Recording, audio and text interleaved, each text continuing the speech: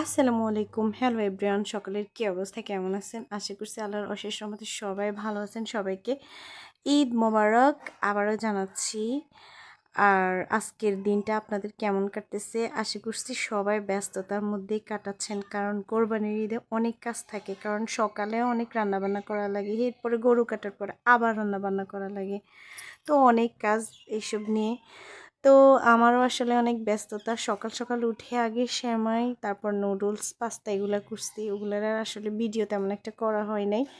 তো এদিক দিয়ে বেশি করে রুটি বানাবো। তো আগের দিন আমি মাংস কষায় রাখছি, গরু মাংস ছিল বাসায়, ওইটাও কষায় রাখছি। তো ভাবছি সকালবেলায় গরু মাংস দিয়ে রুটি খাবো আর সবাইকে দেব। সেমাই, পাস্তা তো আছে। তো এই দিক দিয়ে আমি কারণ মাংস সব কিছু প্রসেস করতে করতে তো একটু দেরি হয়ে যাবে, এই জন্য আমি আগে দিয়ে এগুলো রান্না করে রাখছি। তো এই দিক দিয়ে আমি অনেকগুলো রুটি নিছি। আসলে আগের কথা অনেক বেশি মনে পড়ে, যখন ঈদের সময় সকালবেলা সবার সাথে ঈদ করতাম, বাবা সহ। আমার বাবাকে খুব বেশি মিস করি। আমার বাবার জন্য আসলে অনেক খারাপ লাগে। বাবাকে ছাড়া যে অনেকগুলা ঈদ চলে যাবে, কখনো কল্পনাও করি নাই যে বাবা ছাড়া ঈদ করব। তো সকল বাবাদেরকে, কবরবাসীদেরকে আল্লাহ জান্নাতুল ফেরদাউস দান করুন, আমিন।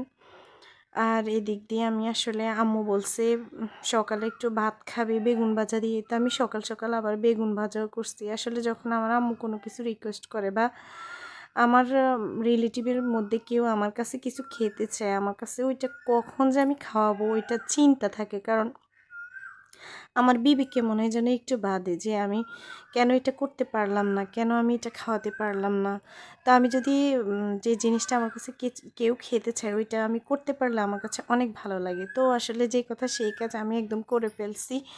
তা আম্মুই কাটি দিছে, পিসটা করে দিছে। তো অনেক বড় বেগুন ছিল আর এটা অনেক মজা ছিল। আমার বেগুনে অনেক অ্যালার্জি, তারপরও আমি এত সুন্দর করে ভাজি করছি।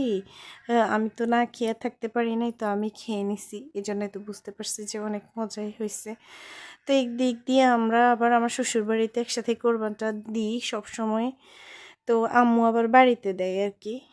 তো আম্মুকে আমি বাড়িতে যাইতে দিই নাই, যে ওদেরকে বলে দিছি মাংস পাঠিয়ে দেওয়ার জন্য। আর এদিক দিয়ে আমার হাজব্যান্ডও কিন্তু আমার শ্বশুরবাড়ি থেকে চলে গেছে মাংস নিয়ে আসার জন্য। তো আসলে এখন তো আর আগের যুগ না, কারণ ফ্রিজ থাকাতে তেমন একটা কষ্ট হয় না। যতটুকু রান্নার, এই যে অনেকগুলো রান্না করছি, এখান থেকে আবার মেহমান আসছে, সবাই খাইছে, আমরা নিজেরাও খাইছি, তো এইগুলা আছে। তো এদিক দিয়ে আবার সবগুলা যেগুলো আমরা ঘরে রাখবো আর কি, ওগুলো ফ্রিজে রাখি দিব। আর যাকে দেয়া তাকে তো দিয়েই দিছি।